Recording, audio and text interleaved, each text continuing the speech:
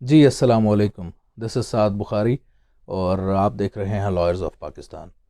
आज की वीडियो की ज़रूरत कुछ इस तरह से पेश आई कि रिसेंटली काफ़ी ज़्यादा इस तरह के क्वेश्चंस रेज़ किए गए कि जो हमारा माहौल है, जो इन्वायरमेंट है, क्या उसको क्लीन रखना स्टेट की रिस्पॉन्सिबिलिटी नहीं है? तो डेफ़िनेटली हमारा जो इन्वायरमेंट है उसको क्लीन रखना स्टेट की रिस्पॉन्सिबिलिटी है और ये हमारा एक फंडामेंटल राइट है जिसको राइट टू लाइफ कहते हैं, आर्टिकल 14। तो राइट टू लाइफ ये नहीं है कि मैं ज़िंदा हूँ। ज़िंदा रहने की जो आसाइशें हैं और जो फैसिलिटीज़ हैं, जनरल फैसिलिटीज़, वो प्रोवाइड करना स्टेट की रिस्पॉन्सिबिलिटी है कि वो मुझे इस तरह की फैसिलिटीज़ प्रोवाइड करें कि मैं एक अच्छी और साफ़ सुथरी ज़िंदगी गुजार सकूँ। अब जो पोल्यूशन है और उसकी किस्में हैं, उसको कंट्रोल करना एक इदारे का काम है। वो इदारा है पाकिस्तान एनवायरनमेंट प्रोटेक्शन डिपार्टमेंट। फिर इसके प्रोवेंशन लेवल पे सेपरेट ऑटोनमस बॉडीज़ हैं। तो इसको जो डील करता है एक्ट, वो है एनवायरनमेंट प्रोटेक्शन एक्ट 1997। हमें इसका पता होना यूं बहुत ज़रूरी है कि हम ये तो कह देते हैं कि फ़लानी एक रेजिडेंशियल एरिया में एक फैक्ट्री बन गई है, वो पोल्यूशन क्रिएट कर रही है, चाहे वो कोई ईंटों का भट्ठा है या वो कोई आटे की चक्की है, ठीक है, या कोई और किसी किस्म की फैक्ट्री बन गई है, कोई मिल बन गई है जिसकी वजह से बहुत ज़्यादा शोर, बहुत ज़्यादा डस्ट और पोल्यूशन क्रिएट हो रहा है, जिससे ऑर्डिनरी जो सिटीज़न है उसको रहने में और अपनी डेली लाइफ गुजारने में प्रॉब्लम का सामना करना पड़ता है। अब हमें ये तो पता है कि अब एक जगह पे लड़ाई हो गई है, तो लड़ाई का हल ये है कि भाई हम जाके पर्चा करा दें। कोई कॉन्ट्रैक्ट की वायलेशन हो गई है तो हमें ये पता है कि हम सिविल कोर्ट को अप्रोच करके वहाँ पे दावा कर देंगे। अगर एक एनवायरनमेंट लॉ की वायलेशन हुई है तो हमने जाना किधर है? इसमें बहुत ज़्यादा लोगों को प्रॉब्लम होती है, तो जिसका आंसर मैं आज यहाँ पे देना चाहता हूँ आप लोगों को। इसके लिए जो हमारा एनवायरनमेंट प्रोटेक्शन डिपार्टमेंट है, आप उसको अप्रोच करेंगे और वहाँ पे आप अपनी दरख्वास्त देंगे। Whether that is a dust pollution, whether that is a noise pollution, चाहे वो कोई न्यूक्लियर वेस्ट है, पानी को गंदा किया जा रहा है, माहौल को गंदा किया जा रहा है, और इस किस्म का किसी भी किस्म का पोल्यूशन जो इंसानी सेहत के लिए जो मुज़र सेहत है। अब इसका अंदाज़ा लगाना बहुत ईजी है। मैं यहाँ पे बैठा हूँ, एक इस तरह का मुझे धुआं या स्मेल आ रही है जिससे मेरी तबीयत ख़राब होने लग जाती है, तो definitely that is a pollution.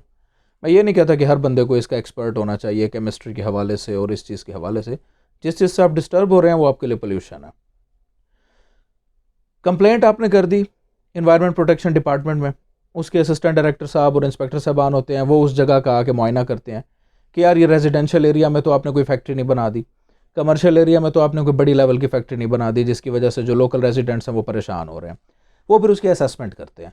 अगर उनकी असेसमेंट के मुताबिक वहाँ से जो पोल्यूशन क्रिएट हो रहा है वो जो इन्वायरमेंट क्वालिटी स्टैंडर्ड्स हैं उसके स्टैंडर्ड से ज़्यादा है, तो वो आपकी फैक्ट्री को सील भी कर सकते हैं।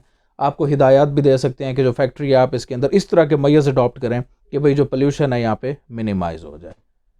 अब साथ में ये भी बताता चलूँ कि जब आपने एक पार्टी के ख़िलाफ़ दरख्वास्त दी कि इनकी जो फैक्ट्री है वो बहुत ज़्यादा शोर और पोल्यूशन पैदा कर रही है, असिस्टेंट डायरेक्टर साहब ने फ़ैसला कर दिया।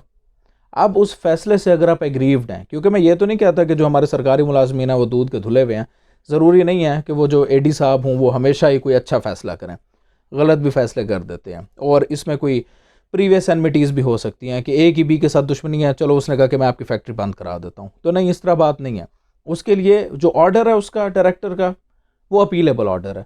That is appealable in the environment protection tribunal, जिसको ईपीटी उर्फ़ आम में कहा जाता है। दो इन्वायरमेंट ट्राइब्यूनल हैं पाकिस्तान में, एक लाहौर में है, दूसरा कराची में है। जो लाहौर का है उसकी जो जुरिस्डिक्शन है वो whole of the Punjab and whole of the KP के, और जो कराची के अंदर ट्राइब्यूनल है उसकी whole of the Balochistan and whole of the Sindh.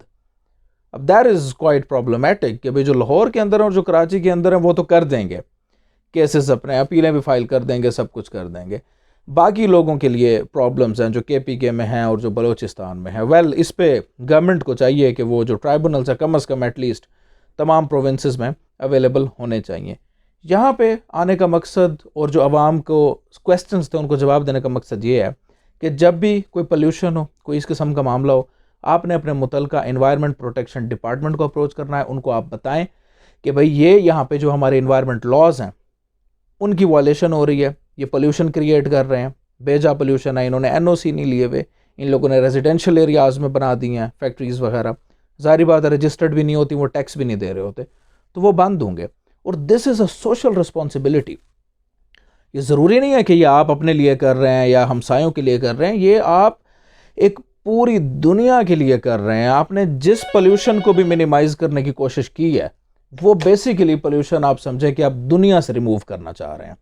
तो ये एक सोशल रिस्पॉन्सिबिलिटी है और ये लॉ मौजूद है, एनवायरनमेंट प्रोटेक्शन लॉ ये मौजूद है, हमें इसका पता होना चाहिए। बीइंग रिस्पॉन्सिबल सिटीजन्स, पढ़े लिखे सिटीजन्स, हमें इन पे एक्शन ज़रूर लेना चाहिए। Thank you very much.